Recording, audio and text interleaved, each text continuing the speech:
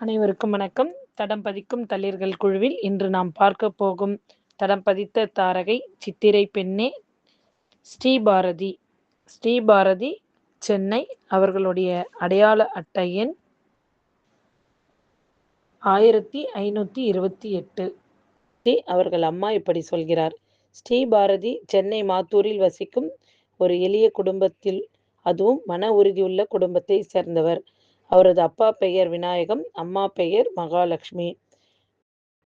பாரதியின் வளர்ப்பு மற்றும் கல்வியில் முதன்மையாக இருப்பது அவர்களுடைய பெற்றோர்களே. ஏனென்றால் பாரதி ஒரு சிறப்பு குழந்தை ஆவார். பாரதிக்கு ஒரு தம்பி, அவர் பெயர் தமிழ்ச்செல்வன். அறிவுசார் குறைபாடு மற்றும் பார்வை குறைபாடு கொண்ட சிறப்பு குழந்தை. அவர் தற்போது பல குறைபாடுகள் உள்ள நபர்களுக்கான அதிகாரமளிப்பு தேசிய நிறுவனத்தில் டிபி முன்தொழில் வகுப்பின் கீழ் படித்து வருகிறார். மேலும் NIOS வழியாக 12ஆம் வகுப்பு படித்து வருகிறார். குடும்பம் ஏராளமான நிதி மற்றும் உணர்ச்சி சவால்களை எதிர்கொண்டுள்ளது. ஆனால் முழுவதும் ஒற்றுமையாக வலுவாகவும் இருக்கிறது என்று அவர்கள் அம்மா இப்படி சொல்கிறார். 2023 பிறந்த ஸ்ரீபாரதி 1 வயதில் தன்னுடைய வளர்ச்சியில் தாமதமாக இருப்பதை பெற்றோர்கள் கண்டறிந்தனர். அறிவுசார் குறைபாடுடன் அடையாளம் காணப்பட்டு, வாழ்க்கையின் ஆரம்பத்தில் குறிப்பிடத்தக்க உடல்நலம் மற்றும் கற்றல் சவால்களை எதிர்கொண்ட போதிலும், பொறுப்பான மற்றும் சுதந்திரமான இளம் பெண்ணாக வளர அவர் மிகுந்த உறுதியை காட்டினார் என்று தன்னுடைய மகள் ஸ்ரீபாரதியை பற்றி பெருமையாக இங்கே விவரிக்கிறார் மகாலட்சுமி அம்மா. ஸ்ரீபாரதி ஆரம்பகால குழந்தை பருவம் பல மருத்துவ சிக்கல்களால் குறிக்கப்பட்டது. 1 வயதில் அறிவுசார் குறைபாடு மற்றும் வளர்ச்சி தாமதம் இருப்பது கண்டறியப்பட்டது. அவர் 4 ஆண்டுகளாக மருந்து தேவைப்படும் வலிப்புத்தாக்கங்களாலும் 7 வயது வரை மூச்சு திணறலாலும் அவதிப்பட்டார். அவரது தலை 2 வயது வரை அசையாமல் இருந்தது. மேலும் அவர் 7 வயதுக்கு பிறகுதான் நடக்கவும் பேசவும் தொடங்கினார் என்று ஸ்ரீபாரதியின் 7 வயது வளர்ச்சியை பற்றி அவரது தாய் இப்படி கூறுகிறார். 2004 மற்றும் 2010க்கு இடையில் அவர் எழும்பூர் பேபி மருத்துவமனை மற்றும் அரசு மருத்துவமனையில் பிசியோதெரபி, அறிவாற்றல் சிகிச்சை மற்றும் பேச்சாற்றல் சிகிச்சையை பெற்றார். இது படிப்படியாக பாரதியின் அறிவாற்றல் மற்றும் உடல் திறன்களை மேம்படுத்த உதவியது. ஸ்ரீபாரதி 2005ஆம் ஆண்டு ஒரு சிறப்பு பள்ளியான ஸ்டாஸ்டிக் சொசைட்டியில் தனது கல்வியை தொடங்கினார். 2010ஆம் ஆண்டில் IQ மதிப்பீட்டை மேற்கொண்ட பிறகு சிறப்பு மற்றும் பிரதான கல்வியின் கலவைக்கு அவர் பரிந்துரைக்கப்பட்டார். 2010 முதல் அவர் சிறப்பு கல்விக்காக வாரத்திற்கு 2 நாட்கள் NIEPMDயிலும், ஒரு வாரத்தில் மீதமுள்ள 3 நாட்கள் அரசு பள்ளியிலும் பயின்றார். 2018ஆம் ஆண்டில் கல்வி மற்றும் அறிவாற்றல் தடைகளை தாண்டி தனது 10ஆம் வகுப்பு மாநில வாரியம் தேர்வில் வெற்றிகரமாக தேர்ச்சி பெற்றார் என்று மிக மகிழ்ச்சியுடன் தெரிவிக்கிறார் ஸ்ரீபாரதியின் தாய். 2019ஆம் ஆண்டில் அவரது NIEPMDயில் பதங்கமாதல் அச்சிடும் பயிற்சியை முடித்தார். மேலும் 2023இல் பராமரிப்பாளர் பயிற்சி பாடத்திட்டத்தை முடித்தார். இது குறைபாடுகள் உள்ள மற்ற குழந்தைகளை ஆதரிக்க அவருக்கு அங்கீகாரம் அளித்தது. இத்தகைய ஒரு சிறப்பு மிக்க பாடத்தை படித்த பாரதிக்கு நம்முடைய குழுவின் சார்பாக வாழ்த்துக்களை தெரிவித்துக் கொள்கின்றோம். அவரது அன்றாட வழக்கத்தில் தனது சகோதரியின் சிறப்பு கல்வியில் உடன் சென்று உதவுவதும், அவரது குடும்பம் மற்றும் சமூகத்தின் மீது ஆழ்ந்த அர்ப்பணிப்பை காட்டுவதும் அடங்கும்.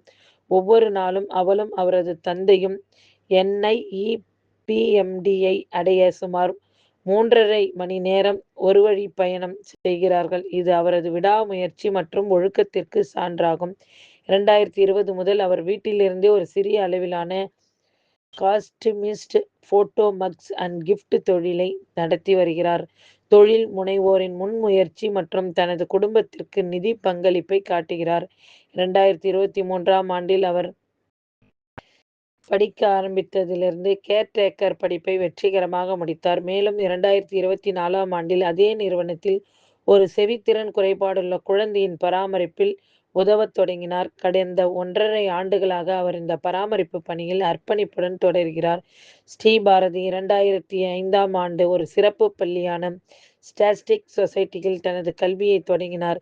2010 ஆண்டில் ஐக்கியூ மதிப்பீட்டை மேற்கொண்ட பிறகு சிறப்பு மற்றும் பிரதான கல்வியின் கலவைக்கு அவர் பரிந்துரை செய்யப்பட்டு சிறப்பாக தன்னுடைய கல்வியை தொடர்ந்து செய்து வருகிறார்.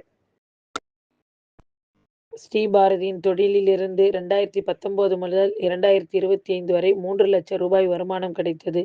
இதில் பாரதியின் தந்தை இதற்கு தேவையான பொருட்களை வாங்குவார். பின்னர் பாரதி கோவிலுக்கு வந்தபோது பாரதியின் ஒரு கணக்கை தொடங்கி அதிலிருந்து லாபத்தை சேமித்தார். 2024 முதல் 2025 வரை பாரதி உடல் நலம் சரியில்லாமல் இருந்தபோது அந்த பணம் மிக உதவியாக இருந்தது.